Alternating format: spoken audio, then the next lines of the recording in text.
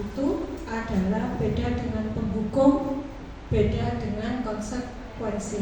Restitusi di sini lebih menggali kepada anak itu tahu akan kesalahannya dan anak tersebut bisa berubah atau bisa memperbaiki kesalahannya sendiri dan menjadi karakter yang lebih kuat dalam masyarakat. Itu adalah restitusi. Dalam posisi kontrol kita sebagai guru ini ada 5 Ada sebagai penghukum, ada sebagai pembuat rasa bersalah anak, ada sebagai teman, ada sebagai pemantau, dan ada sebagai manajer. Untuk sebagai penghukum, misalnya seperti ini, Bapak Ibu. Ada anak berangkat ke sekolah ini dalam keadaan terburu-buru. Dalam keadaan terburu-buru, anak tersebut lupa memakai sepatu hitam. Nah, anak tersebut itu memakai sepatu apa?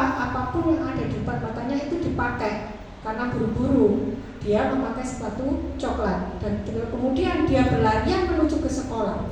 Di situ ada Pak Guru. Misalkan di sini adalah Pak Fathur. Pak Fathur itu karena sudah jam 7 berdiri di pintu gerbang sekolah dan menanyakan kepada anak itu, "Kenapa kamu terlambat?" "Mohon maaf Pak, saya terburu-buru, saya bangun kesiangan." "Kenapa kamu memakai sepatu coklat?" Seperti itu. "Kenapa kamu memakai sepatu coklat?" "Saya terburu-buru Pak." "Kamu tidak tahu apa aturan di sekolah kita?" "Tahu Pak, sebagai sepatu Pak." "Untuk hukumannya kamu seharian tidak boleh memakai sepatu." Seperti itu.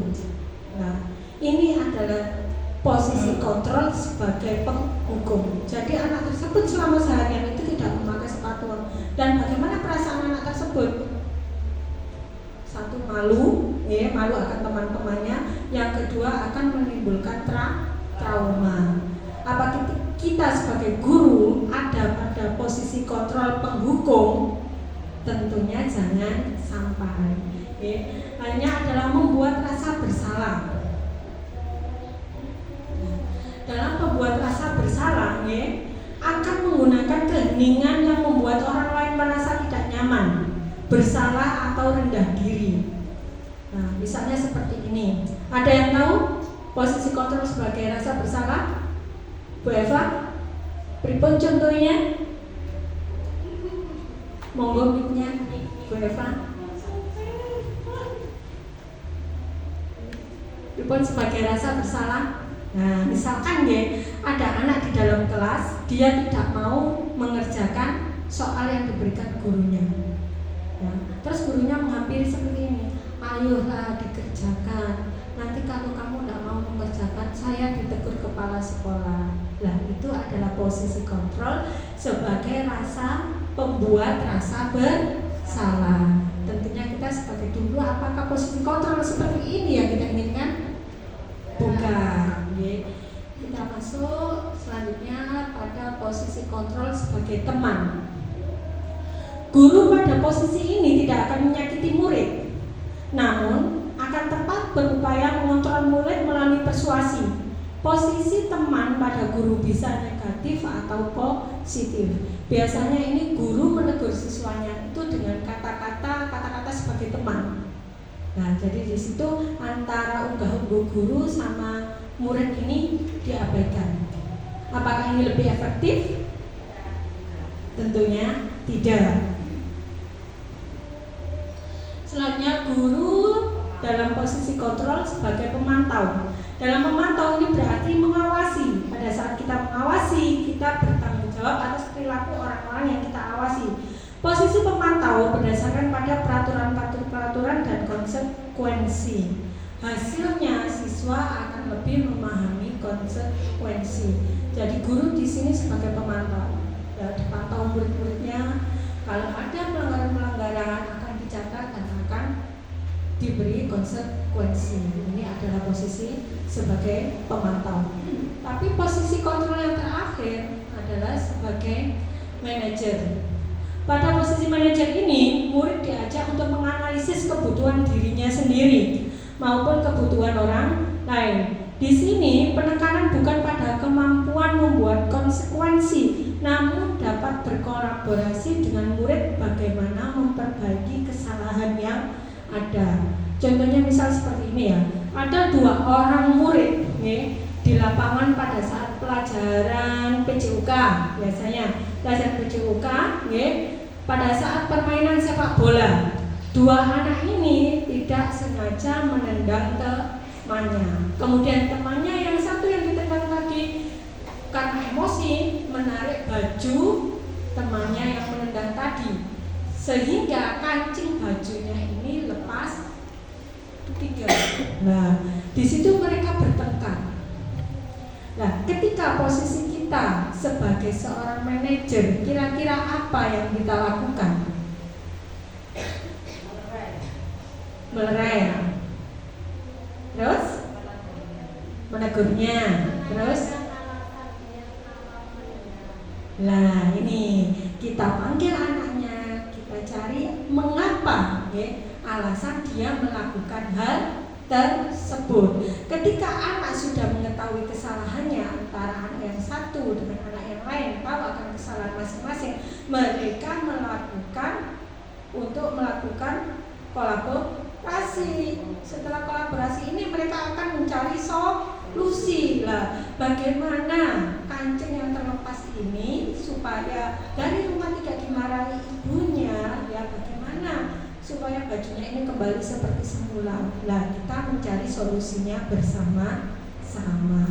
Nah, bagaimana caranya posisi kontrol sebagai manajer ini? Tentunya yang kita terapkan adalah segitiga restitusi. Pada segitiga restitusi ini, pertama yang kita lakukan adalah menstabilkan identitas. Yang kedua adalah validasi tindakan yang salah, dan yang ketiga adalah menyamarkan keyakinan. Dalam kasus tersebut, untuk menstabilkan identitas misalnya seperti ini, anak tersebut dipanggil ke kantor, kemudian kenapa kamu dipanggil Bu Guru ke kantor? Tahu enggak apa kesalahannya? Nah, seperti itu untuk menstabilkan identitas. Kemudian untuk validasi tindakan yang salah. Di sini Bu Guru tidak ingin mencari siapa yang salah, karena kita semua pernah berbuat salah. Kamu tentunya punya alasan mengapa kamu melakukan hal tersebut. Ini anak ditanya tentang alasan kenapa melakukan pelanggaran. Selanjutnya kita akan menanyakan keyakinan. Keyakinan apa? Keyakinan kelas yang kita sudah sepakati bersama. Kamu sudah tahu apa keyakinan kelas kita yang kita sepakati? Sudah, Bu. Nah, kemudian ditanyakan lagi, kalau kamu sudah tahu kesepakatan kelas kita, kira-kira kamu bisa merubah tindakan kamu bisa mulai dari kapan? Misalnya mulai dari saat ini dulu. Nah, kamu menjadi manusia seperti apa? Itu juga akan menanyakan keyakinan. Tujuan kamu hidup untuk apa? Itu dalam menanyakan keyakinan. Ini yang kita kenal dengan segitiga restitusi. Dalam segitiga restitusi, seperti yang saya bicarakan tadi, ya, ini adalah contoh-contoh pertanyaan-pertanyaan dalam itu menstabilkan identitasnya, berbuat salah atau tidak apa-apa. Tidak ada manusia yang sempurna. Ini adalah contoh-contoh pertanyaan-pertanyaan yang kita ajukan kepada murid. Saya juga pernah melakukan kesalahan seperti kamu, tetapi apakah kamu mau untuk mencari solusinya sama-sama? Nah, untuk validasi tindakan yang salah, nah ini kamu pasti punya alasan mengapa kamu melakukan hal tersebut. Ini bisa untuk menangani kasusnya seperti NASA kemarin. Nah, kita juga bisa menerapkan segitiga restitusi. Kenapa NASA mengambil uang temannya? Pasti NASA itu punya alasan kenapa NASA itu melakukan hal pelanggaran tersebut. Kamu patut bangga pada dirimu sendiri karena kamu telah melindungi sesuatu yang penting menurutmu.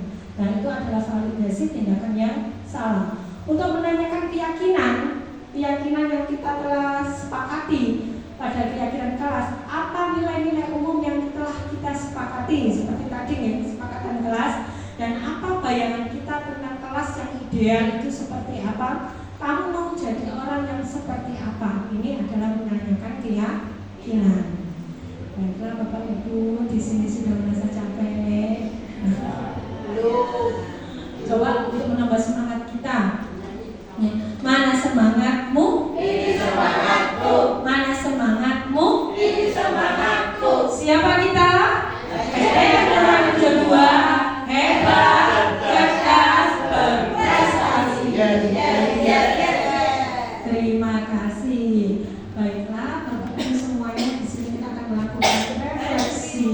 Terakhir nih, kita akan melakukan refleksi dari budaya positif tadi.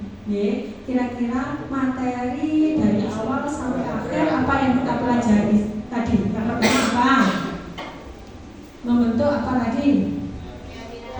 Keyakinan kelas.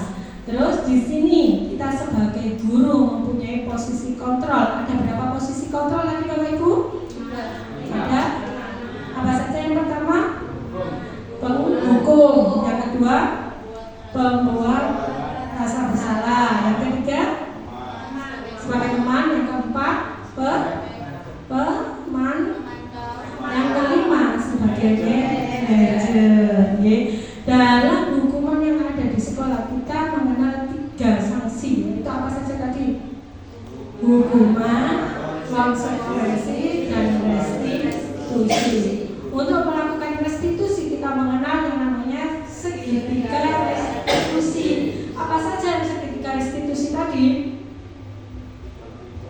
Yang pertama adalah menstabilkan identitas. Yang kedua, validasi kesalahan. Yang ketiga adalah menanyakan keyakinan. Tepuk tangan untuk kita semua. Alhamdulillah, materi yang saya berikan sudah terserap dengan baik. Terima kasih saya ucapkan kepada Bapak Ibu Guru SDN Carang Rejo 2 yang telah meluangkan waktunya untuk diseminasi modul 1.4 tentang budaya positif. Apabila dalam penyampaian saya ada kurang lebihnya dan ada kata-kata saya yang kurang berkenan di hati Bapak Ibu Guru semuanya, saya mohon maaf yang seikhlas-ikhlasnya. Akhirul kalam, ihdinas siratal mustaqim. Wassalamualaikum warahmatullahi